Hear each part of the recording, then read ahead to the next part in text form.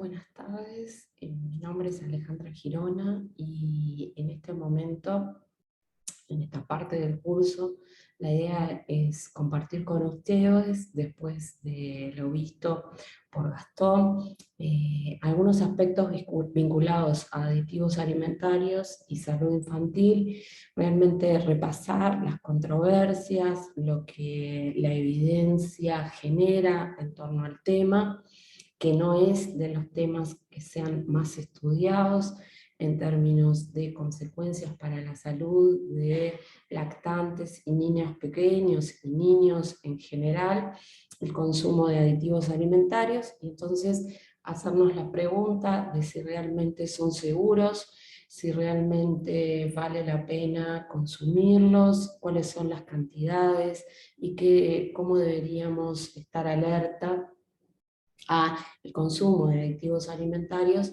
que frecuentemente están presentes en los productos ultraprocesados. En este sentido, me gustaría comentarles que en el año 2018 la Academia Americana de Pediatría, ¿sí? Publicó un artículo vinculado justamente a los aditivos alimentarios y la salud infantil, y en donde ellos buscan, a través de la revisión de la evidencia y generando un informe técnico, revisar y resaltar algunos de los problemas más emergentes de salud infantil relacionados fundamentalmente con el uso de colorantes, de aromatizantes y de químicos que se añaden deliberadamente a los alimentos durante el procesado. Y una cosa importante es que ellos, esta revisión la basan, por un lado, en los aditivos alimentarios que se agregan directamente a los productos, pero también hacen un repaso, que no es menor, de las sustancias que están presentes en los materiales, en los packing, que están en contacto con los alimentos para niños.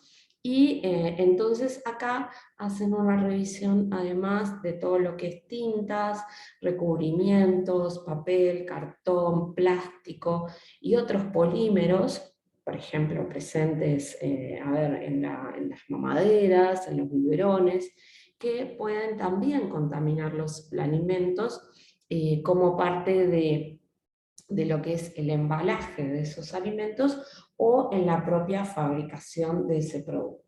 Y a eso entonces les llaman aditivos alimentarios indirectos. Y entonces, a partir de esta revisión, ¿sí?, ellos lo que tratan es de generar nuevas recomendaciones a los pediatras, ¿sí?, y proponer además a la FDA el que cambien el marco regulatorio sobre el uso o el agregado de estos aditivos, ¿sí?, porque, como vamos a ver más adelante, existe un vacío reglamentario en Estados Unidos vinculados a estos productos, ¿sí? Y pensemos que muchos de los productos que luego consumimos en nuestras regiones están vinculados con estos alimentos o estos productos que se generan en países de alto desarrollo. Los autores, además, que son, ustedes allí los ven, realmente cuando uno lee esta publicación, ve la preocupación que realmente tienen por el tema de los aditivos alimentarios y fuertemente, además, por el aumento en las últimas, ellos hablan de las últimas 2 décadas, del aumento en la cantidad de estos aditivos en el mercado, ¿no? Entonces, fuertemente ellos lo ligan a alteraciones endocrinas, pero además a otros efectos no positivos sobre la salud, ¿sí? Y fuertemente además hacen un análisis de cómo determinadas poblaciones infantiles, que son poblaciones minoritarias y de bajos ingresos, tienen una alta exposición a estos productos. Mucho más están expuestos, según ellos, que de otras poblaciones mayoritarias o de ingresos medios y altos, ¿sí? Entonces, también hacen una crítica a los requisitos actuales que se utilizan en Estados Unidos para decir que un alimento es seguro, bajo la sigla GRAS, que es la sigla que se conoce generalmente, reconocida como seguro. Esta es la nomenclatura. Ellos dicen que a lo que se está colocando estos sellos de seguros a muchos alimentos o a muchos productos sin garantizar realmente que esos aditivos alimentarios sean seguros, ¿sí? Y por otro lado, hacen una crítica importante a lo que tiene que ver el conflicto de interés y cómo se genera evidencia que no está libre de este conflicto de interés, que pone en el medio cuestiones de la ética, de un mal uso, ¿sí?, de la generación de la evidencia, que pone entonces en riesgo la salud de lactantes y de niños, ¿sí?, porque además todavía hay una limitada generación de investigación robusta. Entonces, otra de las observaciones que hace, que los vamos a ver más adelante, tiene que ver que justamente los lactantes y los niños pequeños, ¿sí?, están mucho más, diría, expuestos a estas sustancias químicas, con todo lo que esto implica en términos de huellas que quedan en el organismo de lactantes y de niños pequeños y que pueden de alguna manera vincularse luego con enfermedades en la vida adulta.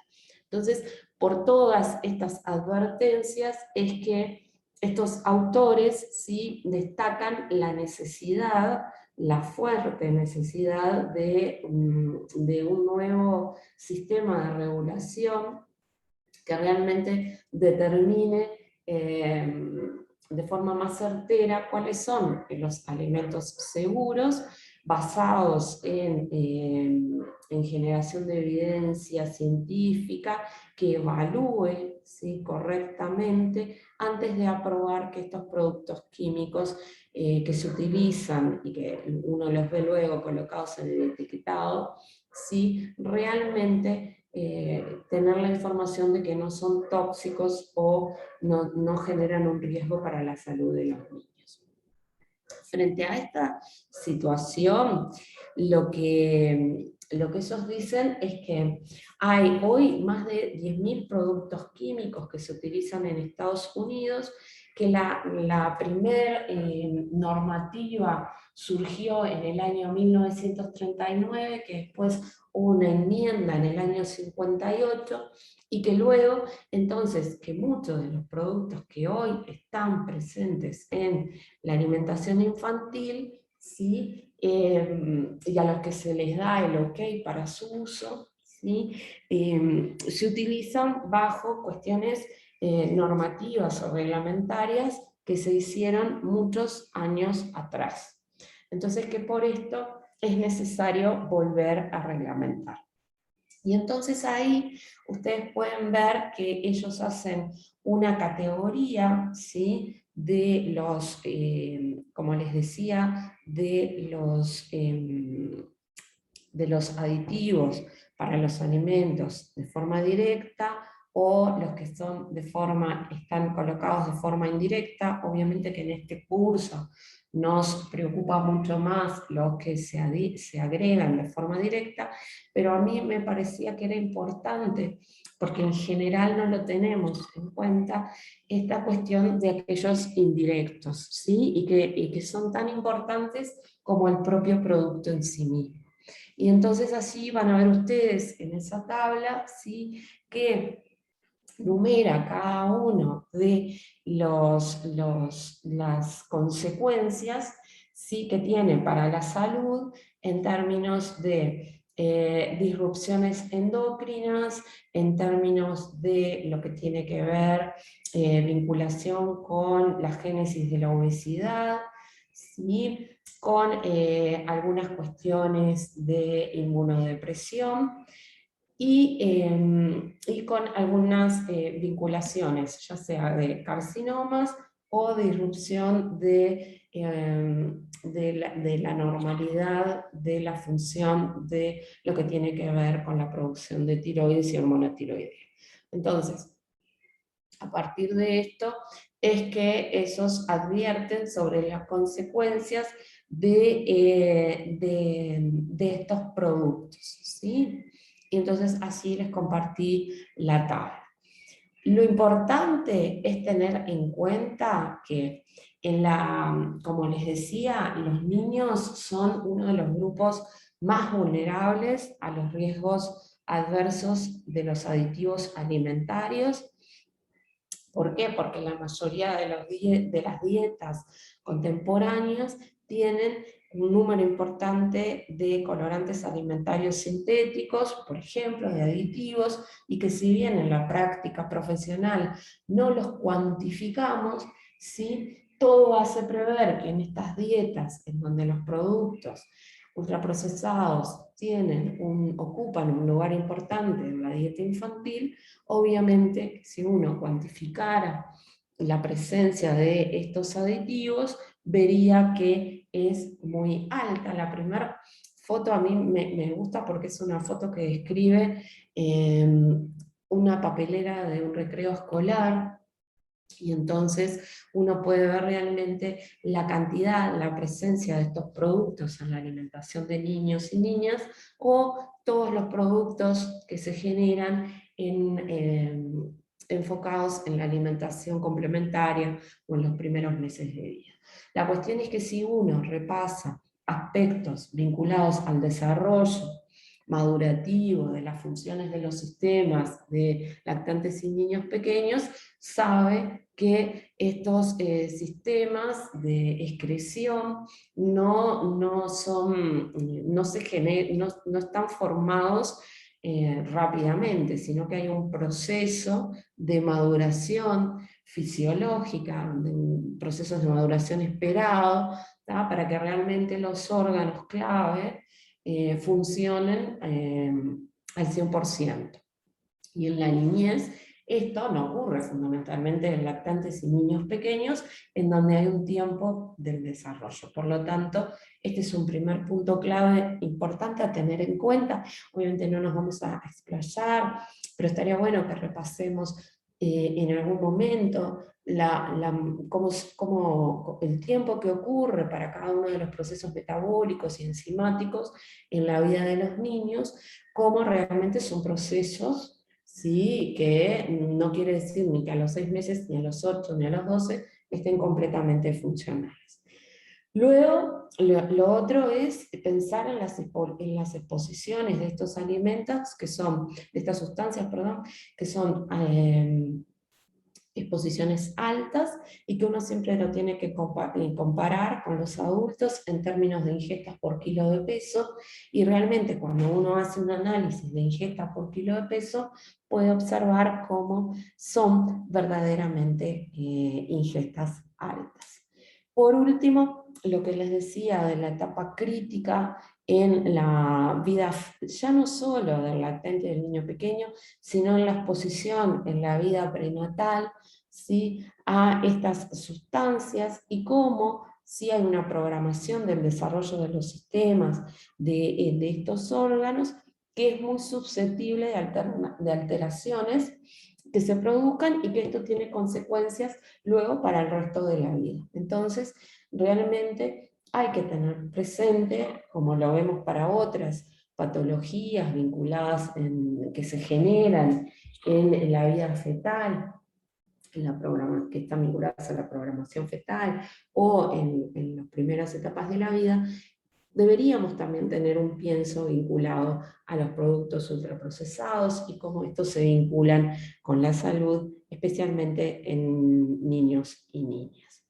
Con respecto a a la evidencia, sí, cuando uno empieza a leer, no es nuevo lo que se genera, ¿no? Diría que ya hace mucho tiempo, o por lo menos para la velocidad con que se genera evidencia, sí, de que tanto organismos internacionales como sociedades científicas y hasta las propias federaciones internacionales de ginecología y obstetricia, pero pasando por las sociedades de endocrinología y la propia OPS, marcan sí, cómo vienen hablando desde ya hace mucho tiempo de todos estos productos, de estas sustancias indirectas que toman contacto con los alimentos que luego los niños y niñas consumen, pero también de todos estos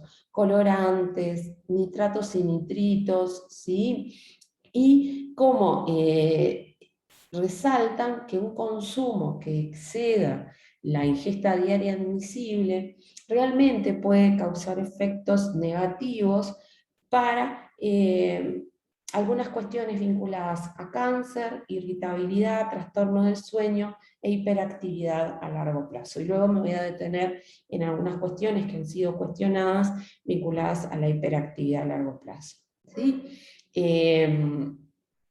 Esta IDA, obviamente, que es la cantidad por día límite que se podría ingerir para no generar posibles efectos negativos sobre la salud, pero bueno, sobre cada una de estas sustancias tiene determinadas estas IDA, que también habitualmente uno deja de lado en el repaso, pero lo importante es no solo de las sustancias directas o indirectas, sino de realmente pensar que se hace bastantes años que se viene trabajando el tema, quizás aun cuando los productos ultraprocesados no eran tema de discusión en la vida científica y en la vida profesional de todos nosotros, ya teníamos advertencias sobre las vinculaciones de algunas sustancias con efectos negativos para la salud. ¿Sí?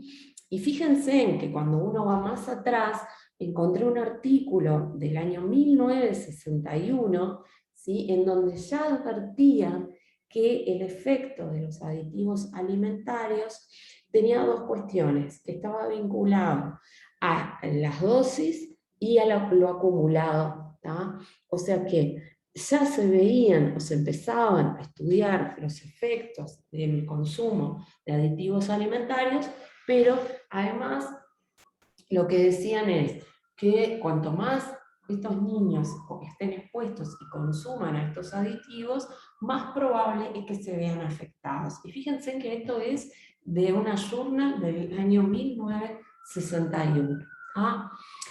La verdad es que mucho tiempo ha pasado, las legislaciones no siempre están a tiro, estoy hablando en términos generales, no hablando específicamente de Uruguay, pero muchos de estas las legislaciones lo que hacen a los países es exigir que aditivos pueden ser utilizados, ¿sí? Y que estos estén debidamente estudiados, que se vean los límites de uso, que se vean cuáles son las funciones.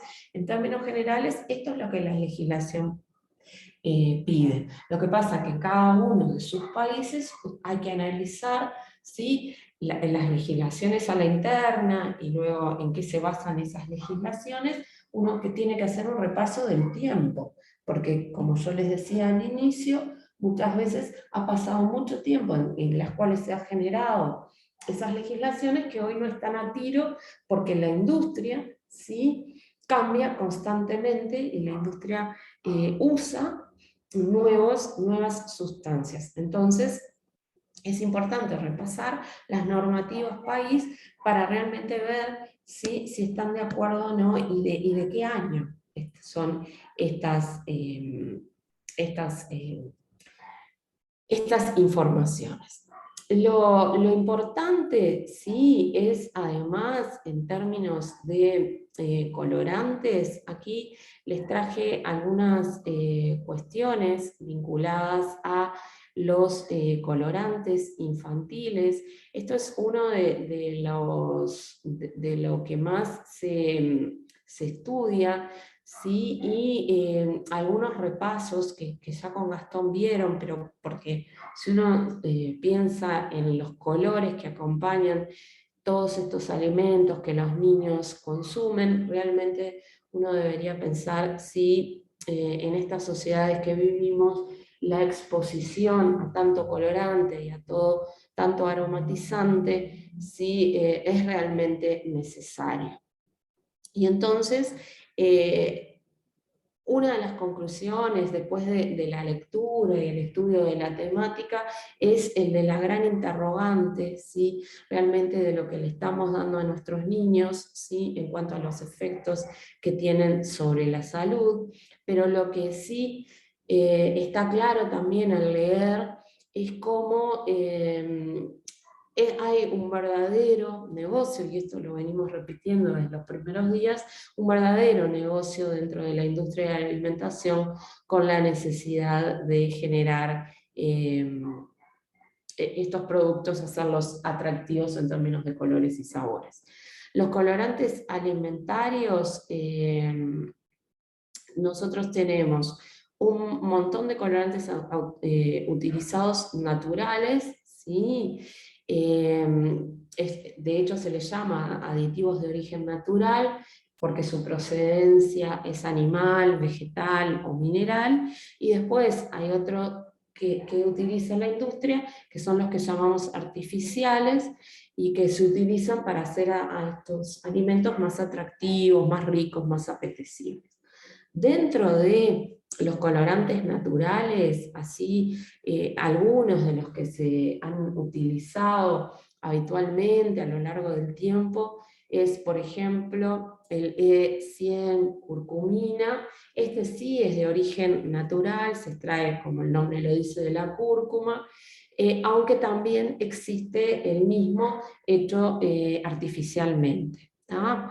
Sobre este natural, no hay estudios que demuestren que tiene efectos adversos para la salud de niños y niñas, aunque por ejemplo, ustedes saben que la EFSA es un lugar que está bueno recurrir en términos de lo que tiene que ver alimentación, aditivos, alimentación complementaria, preparados para lactantes, allí siempre hay información actualizada, y lo que ellos sí establecen es una ingesta diaria aceptable para niños de 1 a 10 años, no así para menores de 1 año, en relación al uso de esto. Después, otra de las naturales es la cochinilla, lo que se extrae, el color que se extrae de las cochinillas, que lo que se hace es a los escarabajos hembras, se los tritura para sacar estas tonalidades rojizas que se utilizan muchas veces en yogures, helados, bueno, todo lo que tenga tonalidad roja, o que quiera decirnos que es de sabor de fresa o frutilla, pero también se utilizan productos cárnicos para darles este color rojizo, ¿sí? Además de que tiene muchos usos. Este es un colorante que bueno, ha tenido también algunas contras desde los movimientos de protección animal, ¿tá? Que bueno, plantean el uso no ético de extraer alimentos de estos animales, de las cochinillas, y bueno, hay toda una presión por parte de la población vegana, en definitiva, al no uso de estos, y de hecho, por ejemplo, algunos productos de Starbucks lo han dejado de utilizar en algunos de sus productos. Por ejemplo, Danone, lo que se lo ha atacado a Danone, porque bueno, porque utiliza, y lo que ellos han dicho es que en realidad es un colorante seguro, que está colocado en el producto, y de última que son los consumidores los que tienen la libertad de decidir no consumirlo o no, pero que ellos van a seguir utilizando estos productos. En cuanto a los efectos en la salud, las reacciones alérgicas o algunos choques anafilácticos se han documentado, pero en personas que ya eran alérgicas a determinadas proteínas, y que no guardan relación en lo que dice la evidencia, es con el pigmento en sí. Después hay otros tipos de colorantes naturales, como el que se extrae de la remolacha, pero se extrae es un extracto de remolacha irradiada, ¿sí? Y esto es otra de las alternativas que se utiliza, por ejemplo, en Brasil, para dar ese color, esa tonalidad roja, ¿sí? Y bueno, basta que uno empiece a leer o a prestar mayor atención a estos productos o a informarse para saber realmente qué es lo que muestran, qué es lo que tienen nuestros productos. Así les coloqué una review también acerca del uso de estos pigmentos naturales en los alimentos, que bueno, por cuestiones de tiempo hoy no me voy a detener, pero que está bueno que para los que les interese, sí puedan acceder. Todo lo que tiene que ver con después los productos más vinculados a colorantes artificiales, bueno, siempre hay como una gran interrogante. La comunidad científica no siempre se pone de acuerdo a la hora de garantizar la completa inocuidad del uso de estos alimentos.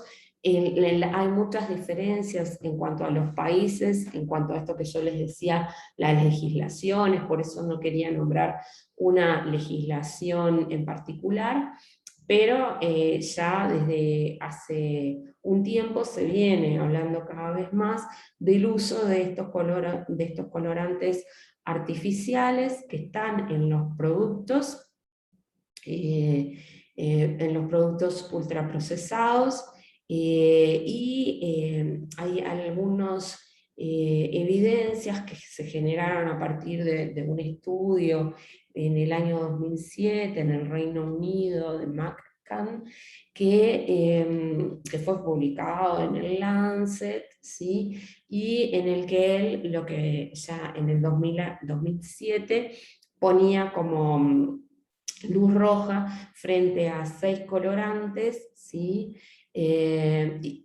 Pero no solo al uso de estos 6 colorantes y cómo podían tener efectos negativos sobre la salud, sino además si estos colorantes se utilizaban junto con el ácido benzoico o algunas de las sales como el benzoato de sodio, que en general el benzoato de sodio está es un conservante, y que estos podrían producir hiperactividad y falta de concentración en los niños, ¿sí?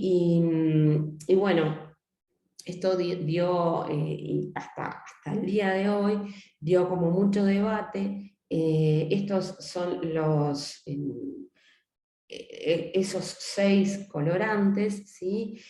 Así están en la pantalla, son de los más utilizados además, y en los que, por ejemplo, en el año 2008, el Parlamento Europeo reglamentó específicamente que debía advertirse en el envase el riesgo para la salud de si estos alimentos contenían estos aditivos.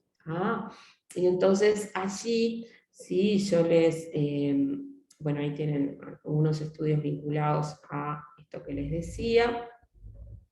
Luego la FDA, a su vez, obviamente que esto genera mucha controversia, lo que la FDA terminó diciendo frente a este estudio del Reino Unido es que los niños con síndrome de hiperactividad o déficit atencional o algunos otros problemas relacionados con la conducta podían sí presentar intolerancias a diversos aditivos, ¿sí? Incluyendo los colorantes alimentarios artificiales, que estos podían aumentar la irritabilidad, el nerviosismo, inducir problemas del sueño, pero que no potenciaban en sí mismos la hiperactividad o el síndrome de déficit atencional.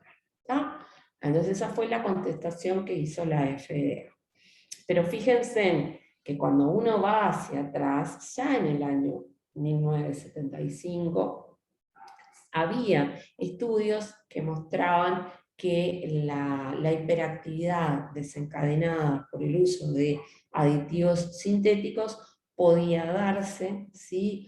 Luego, bueno, surge este estudio que yo les decía del año 2017, y en el año 2010 vuelve a existir otra vez una respuesta por parte de la Agencia Federal de Alimentos y Medicamentos. Otra vez vuelve a estudiarse el tema de la hiperactividad fuertemente, ¿sí? Y entonces, esto para mostrarles cómo sigue la polémica en cuanto al uso de estos aditivos colorantes, ¿sí? Como les decía,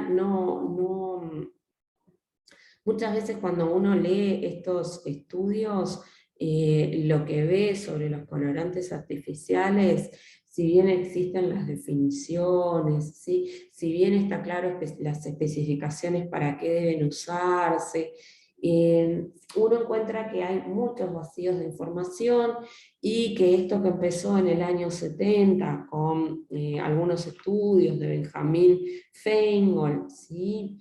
Que él lo que veía es que a medida que cambiaban los hábitos, había dietas más rápidas, con mayor empleo de aditivos, aumentaba el número de niños que sufrían problemas en el comportamiento, ¿tá?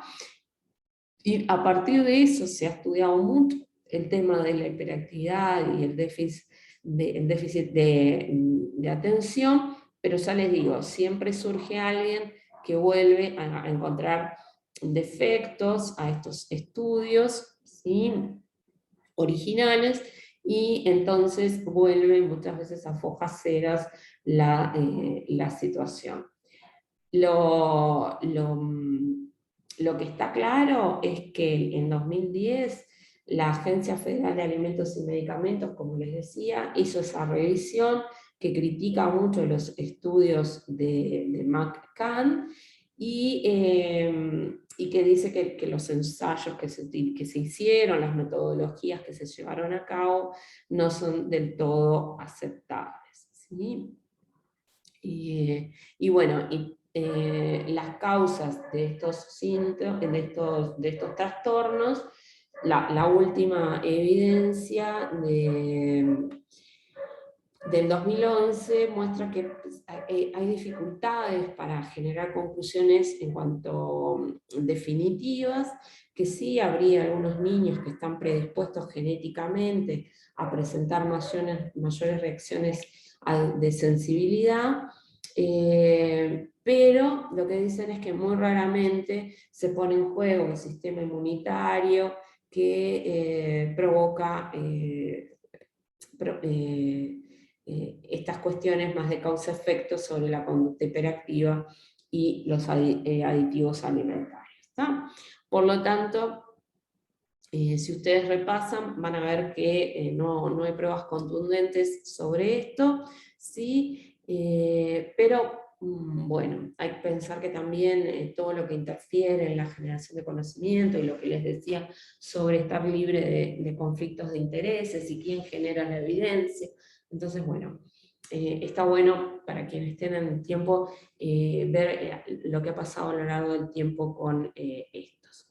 Después hay un grupo que son los nitratos y nitritos, que esta publicación madre que yo les mostré al inicio, ustedes saben que que los nitratos son componentes que están en el medio ambiente de forma natural, como consecuencia del ciclo de nitrógeno, pero que puede ser alterado por actividades agrícolas o industriales. Estos nitratos están ampliamente distribuidos en los alimentos y fuertemente vinculados a las verduras de hoja verde, ¿tá? Y a las hortalizas y al agua de las bebidas y a algunos otros alimentos, pero fuertemente vinculado a verduras de hojas verdes, en donde hay una gran concentración de nitratos. por ejemplo, espinacas, acelga, bueno, lechugas, ¿sí? Los nitratos también hay que tener en cuenta que se utilizan como fertilizantes, pero el tema es que el problema no es del nitrato en sí, presente en el como compuesto natural de los alimentos, aunque sí hay que tener algunas advertencias sobre el consumo en lactantes, pero lo que importa es que además forman parte del procesado de alimentos como aditivo alimentario autorizado, ¿sí?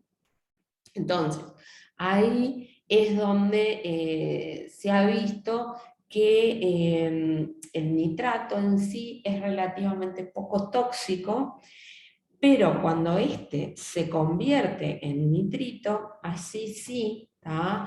Puede, cuando se transforma en nitrito por reducción bacteriana, tanto en los alimentos, durante todo lo que tiene que ver el procesamiento y el almacenamiento, como a través del proceso de metabolismo de nuestro organismo, a través de la saliva y tracto gastrointestinal, ahí podrían tener efectos adversos, ¿sí? ¿Por qué? Porque lo que hacen es los nitritos van por sangre, oxidan el hierro de la hemoglobina y producen la tal metahemoglobinemia, ¿sí? Y cuando tenemos metahemoglobinemia somos incapaces de transportar oxígeno, y entonces a los bebés que están expuestos a altas concentraciones de nitratos, por vía artificial o presente en los alimentos naturales, tienen lo que se llama el síndrome del bebé azul. ¿Ah? Por otro lado, lo que sí sabemos sobre los nitratos es que reaccionan con aminoácidos del estómago, que están presentes en el estómago, que producen nitrosaminas y nitrosamidas, y que estas sustancias, y ustedes lo habrán escuchado hace algún tiempo en la prensa, sobre los efectos de estas nitrosaminas y nitrosamidas sobre la vinculación con efectos cancerígenos, ¿sí? Entonces, tanto a nivel internacional se evalúa constantemente el riesgo del consumo de nitratos en la salud humana. Fundamentalmente, además, pensemos en todo lo que tiene que ver, lo que veíamos hoy de kilo de peso, y cómo la población más vulnerable otra vez es la población infantil, ¿sí?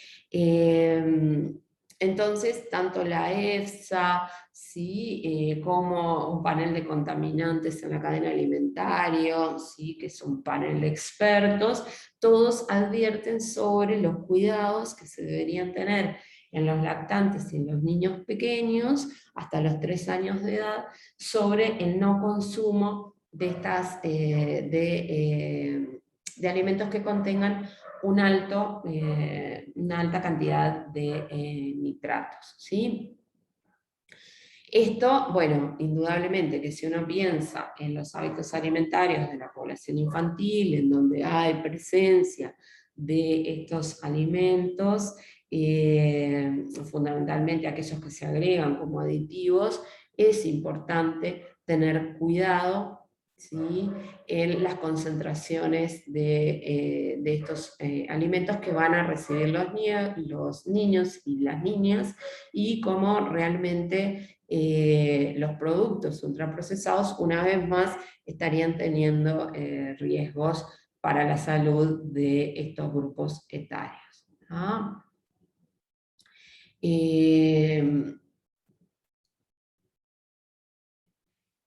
Esto es un estudio que se llevó a cabo en el 2018, que también ustedes pueden acceder, un acceso libre, que lo que hizo fue estudiar la presencia de sodio y de aditivos alimentarios a través de los alimentos en los niños, ¿sí?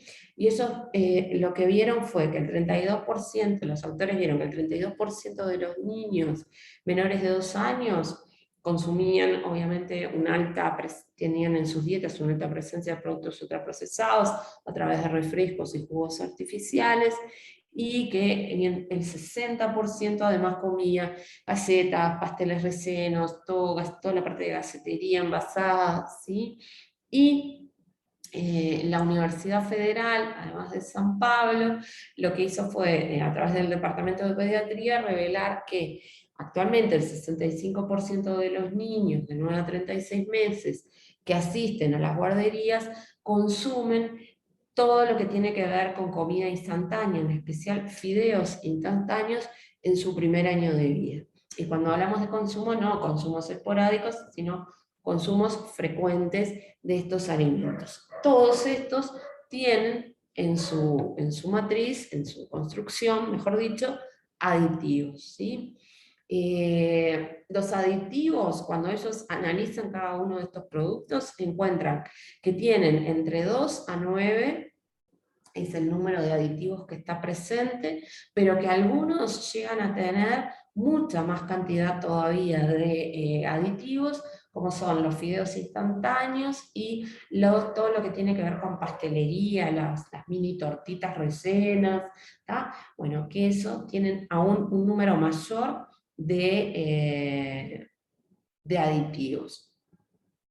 Y cuando van a analizar los productos para lactantes, encuentran que si bien no tenían aditivos, sí que algunas categorías, perdón, de los alimentos para lactantes, ¿sí? Están dentro de los sucedáneos de la leche materna, algunos no tienen, otros sí tienen también un número hasta de 3 aditivos agregados, ¿sí? Las papillas, ¿sí? Pensemos en todos los alimentos que entran a la definición de sucedáneos de la leche materna, entonces ven también cómo así están presentes estos aditivos. Esto que les decía, de los mini pasteles tienen hasta 16 aditivos, los fideos instantáneos, que se acuerdan que estaban presentes en la alimentación de los niños en las guarderías, 11 aditivos, el chocolate, las tortitas estas de Bauduco, contenían 3 conservantes, y así aparecen cuáles son los conservantes de mayor presencia, emulsionantes, gasificantes, gelificantes, ¿sí? Bueno, todo lo que tiene que ver con el aroma, acidulantes. Después, uno de los más consumidos, que son los snacks de maíz con queso, los chetos, tienen 3 potenciadores del sabor, bueno, y un montón de colorantes, ¿sí? Entonces todo esto lo fueron enumerando y vieron la cantidad de aditivos que cada uno de estos alimentos, que eran de los más consumidos, estaban presentes. Si bien los aditivos, por más que los cuantifican, y cuando iban a la legislación no podían decir nada en contra de la legislación, porque las políticas vigentes en Brasil permiten que estos aditivos estén presentes, y de hecho en todo lo que tiene que ver, si pensamos en comidas para lactantes, les agregan saborizantes y colorantes a las papillas, y si bien aparecen que son colorantes naturales, también entonces los aditivos están presentes en las tan mencionadas papillas prontas para consumir.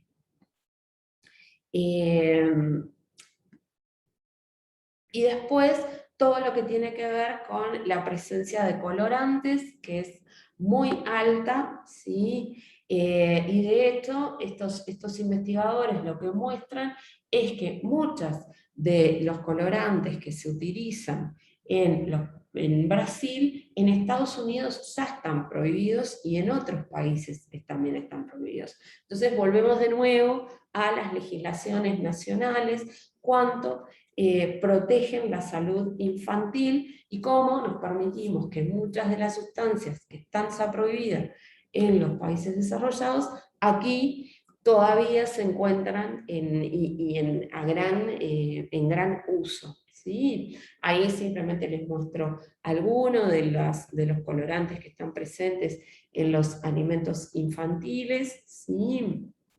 Y cómo hay evidencia que de los colorantes más controversiales, algunos sí se ha generado evidencia sobre vinculación con efectos adversos para la salud. ¿Ah? Después, otras de las cuestiones que estudian las revisiones tiene que ver con las asociaciones entre aditivos alimentarios y reacciones de hipersensibilidad. Se han visto casos clínicos vinculados a eczemas, rinitis, urticaria, algunos síndromes gastrointestinales, vinculados a el uso o mayor exposición a determinados aditivos y entonces algunos estudios concluyen que sí, que hay vinculación o asociaciones positivas entre algunos aditivos alimentarios y reacciones alérgicas y también se estima que si bien la presencia, ustedes saben que es muy difícil comprobar alergias, ¿sí? Porque están puesta en marcha mecanismos inmunitarios, ¿sí? Entonces, si bien las cifras que allí aparecen pueden ser pocas, si pensamos en términos de números absolutos, hay un número importante de niños que tendrían esta hipersensibilidad a determinados aditivos alimentarios. Entonces, sí, la cuestión es que esta revisión sistemática muestra que hay asociación en algunas alergias y el consumo de aditivos alimentarios. Esto simplemente que para terminar, decir que siguen existiendo, primero que en las últimas décadas la cantidad de químicos que se añaden a los alimentos y a otros productos se ha disparado, ha aumentado muchísimo, que además creamos todo el tiempo diferentes tipos de plásticos que se utilizan de innumerables maneras, que agregamos conservantes a los alimentos para mantenerlos frescos, que se siguen agregando sustancias para hacer a los alimentos más atractivos en términos de colores y sabores, que creamos nuevos envases para mantener frescos los alimentos, ¿sí? Y que seguimos utilizando productos químicos. Y esto viene creciendo, no es algo que se haya estancado. Pero que por otro lado, sí, sabemos que, bueno, la Academia Americana de Pediatría, que es uno de los referentes mayores en el ámbito de la salud infantil, muestra que tenemos problema con el uso de aditivos alimentarios y de salud infantil, que sus organismos todavía están en desarrollo, por lo tanto el riesgo puede ser mayor, ¿sí?, a la exposición de estos productos químicos por su dosis dependiente, que son dosis dependientes además, hacen una crítica importante a un sinfín de productos, como decíamos, directos o indirectos que se utilizan, ¿sí? Fundamentalmente ellos siguen insistiendo en la vinculación de colorantes artificiales y el aumento de los trastornos de déficit de atención con hiperactividad o lo que conocemos como TDAH, ¿sí? Y que es importante tenerlo en cuenta porque si pensamos en la alta comercialización de los productos con colorantes en la etapa de la infancia, y por último lo que tiene que ver con nitratos y nitritos, cómo pueden interferir además con la tiroides, así como con la capacidad de transporte de oxígeno en sangre, cómo pueden aumentar el riesgo de cáncer y cómo estos nitratos y nitritos se utilizan para conservar alimentos y mejorar el color de los alimentos, y que también se encuentran comúnmente en los alimentos de origen cárnico procesados que damos a nuestros niños, y que por lo tanto frente a estas cuestiones de conflicto de interés de los profesionales, es importante una vez más trabajar con las familias desde la prevención y promoción de la salud, enfatizar sobre la importancia de leer las etiquetas y que se conozca y se detengan a leer qué productos tienen estos alimentos que estamos dando a los niños, de incentivar obviamente el consumo de alimentos frescos y desestimular el consumo de carnes procesadas, utilizar más vidrio, utilizar menos plástico en los alimentos, en los recipientes que utilizamos para dar de comer a nuestros niños, y por supuesto en la idea de que hay que regularizar y volver a normatizar lo que tiene que ver con la presencia de estas sustancias en la alimentación infantil. Por último, destacar que cuando uno tiene que ser muy cuidadoso cuando lee los papers, quiénes son los que están generando las informaciones, quiénes son los que evalúan si un alimento es seguro o no.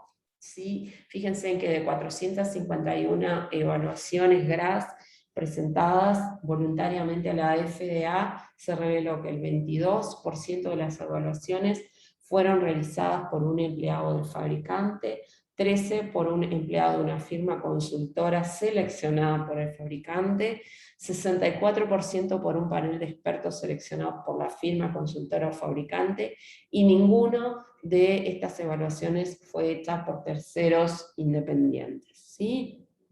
Entonces, bueno, simplemente tener en cuenta el origen de las evidencias que se generan en torno a la salud para niños, niñas y por supuesto adultos del mañana. Agradecer una vez más, pedir disculpas que no pude estar presente hoy en esta clase y por eso tuve que grabar. Y bueno, quedo a las órdenes para cualquier consulta que deseen hacer. Muchas gracias.